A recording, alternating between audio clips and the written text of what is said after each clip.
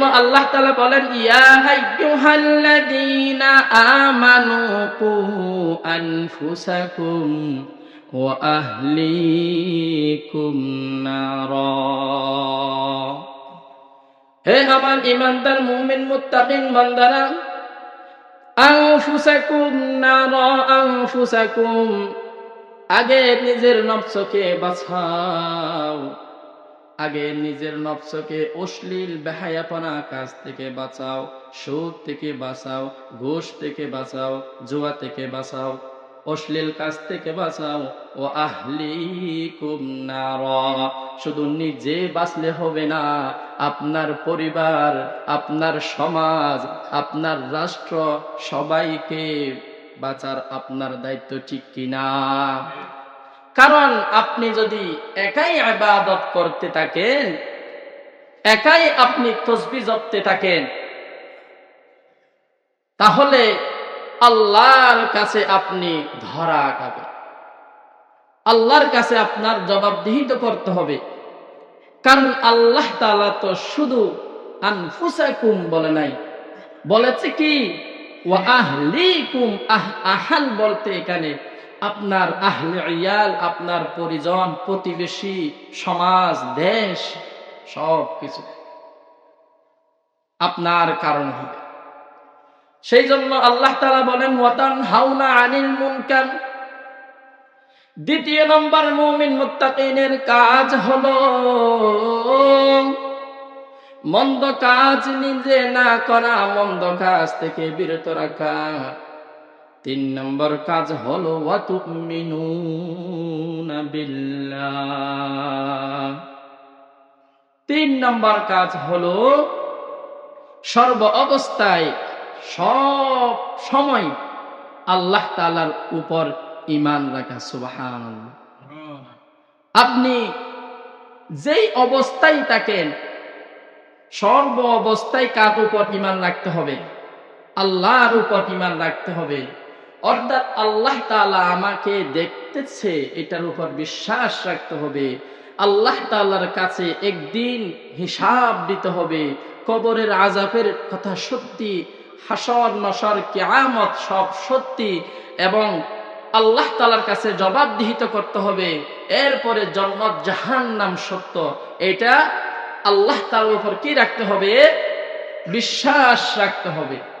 আচ্ছা, বিশ্বাস রাখলে কি রকম দেখেন, যদি আপনি আল্লাহ তাআলার উপর বিশ্বাস রাখেন, আপনি কোনোদিন মিথ্যা কথা বলতে পারবেন না। কারণ মিথ্যা কথা বললে তো আল্লাহর কাছে আপনার জবাবদিহিত করতে হবে, ঠিক কিনা? যদি আল্লাহর উপর বিশ্বাস রাখেন, নামাজ ত্যাগ করতে পারবেন না।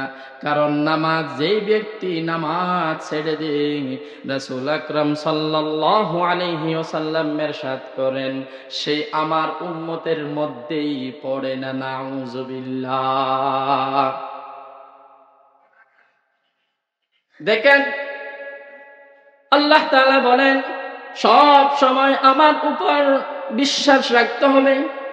আমার উপর যদি বিশ্বাস রাখে, সেই কোনোদিন চুরি করতে পারবে না, সেই কোনোদিন হারাম খেতে পারবে না, সেই কোনোদিন জুয়া খেলতে পারবে না, সেই কোনোদিন অন্যায় কাজ করতে পারবে না। কারণ আপনি যেই জায়গায় অন্যায় করতেছেন, জুয়া খেলতেছেন, মদ খাইতেছেন, জুয়া খেলতেছেন, সব জায়গায় তো আল্লাহ দেখতেছে, ঠিক কিনা? এটার উপর যদি আপনি বিশ্বাস রাখতে পারেন, তাহলে আপনি হবেন পৃথিবীর মধ্যে মানুষের মধ্যে থেকেও সর্বশ্রেষ্ঠ জাতি। সুবহানাল্লাহ। অর্থাৎ উম্মতে মুহাম্মাদিয়ার কাজ হলো কয়টি? 3টি। কয়টি? 1 নাম্বার হলো ভালো কাজ করা, ভালো কাজের আদেশ দেওয়া। 2 নাম্বার কাজ হলো মন্দ কাজ থেকে বিরত রাখা, মন্দ কাজ থেকে সবাইকে বাধা দেওয়া। 3 নম্বর কাজ হলো সর্ব অবস্থায়, সব জায়গায় আল্লাহ তাআলা দেখতেছে, এটার উপর বিশ্বাস রাখা, ঠিক কিনা? এই 3টা যদি কাজ করতে পারেন, আল্লাহ তাআলা বলেন اللهم مالك الملك تؤتي الملك من تشاء وتنزع الملك ممن تشاء وتعز من تشاء وتذل من تشاء بيدك الخير إنك على كل شيء قدير الله أكبر আল্লাহ তাআলা বলেন সব ক্ষমতার মালিক হলাম আমি চাইলে সকাল বেলার ফকিরকে সন্ধ্যাবেলায় ধনী করতে পারি, আর সন্ধ্যাবেলায় ধনীকে সকাল বেলায় ফকির করতে পারি। এগুলো হলো সব আমার হাতের শক্তি, ঠিক কিনা? সেই জন্য সম্মানিত হাজিরিন, আমাদের সব সময় মনে রাখতে হবে, শ্রেষ্ঠ উম্মত হওয়ার জন্য, আল্লাহ তাআলার কাছে সর্বশ্রেষ্ঠ হওয়ার জন্য আমাদের কি কাজ করতে হবে? এক নম্বরের মধ্যে ভালো কাজ করতে হবে, মানুষদেরকে ভালো কাজে ডাকতে হবে।